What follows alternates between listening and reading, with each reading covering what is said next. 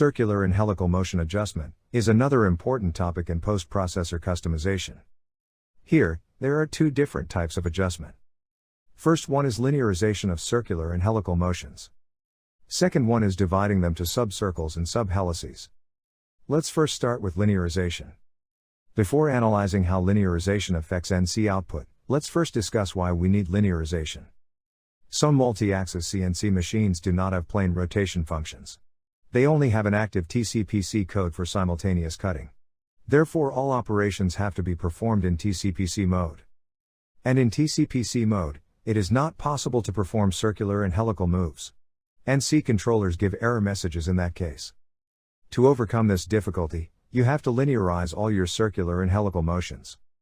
Similar situation is also valid when your CNC mill turn doesn't have a polar milling function, which is G12.1 code in FANUC. Other controllers have their own polar milling functions.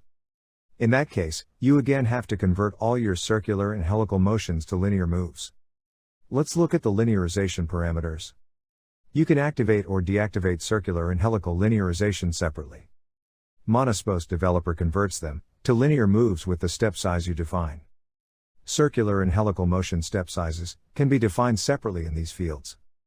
Now let's look at how linearization changes the NC output.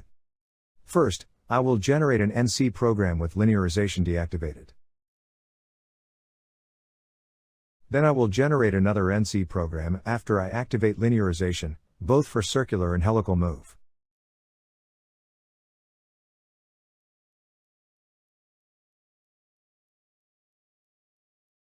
Let's compare the two results.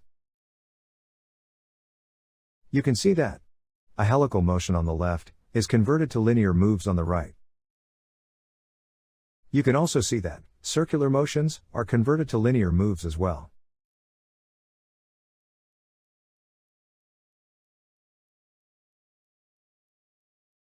You can change the step sizes on your own and see how NC program is affected. Now, let's discuss dividing of circular and helical motions. When will you need dividing them? First of all, a full circular motion, or in other words 360 degrees circular move, is a problem for many NC controllers. It is always complicated for controllers to distinguish a full circular motion from a very small circular arc.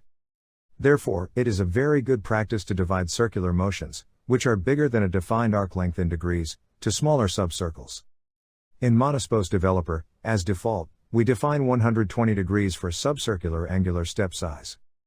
Circular moves, greater than 120 degrees, are automatically divided into 120 degree arcs. Dividing helical moves into subhelices is also a very important topic.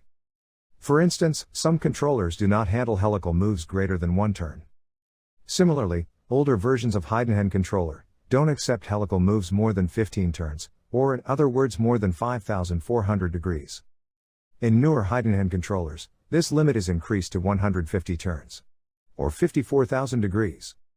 In any case, it is a good way to break up helical moves into subhelices. As default, Monospost Developer divides helical motions to 120 degree subhelical arcs, however you can increase this value to any amount you want. Let's now see the effect of dividing circular and helical motions. I will first generate an NC program after I deactivate this feature.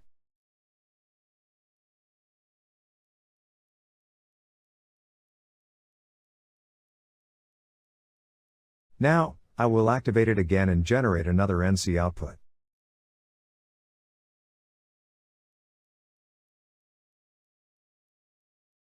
Let's compare the results.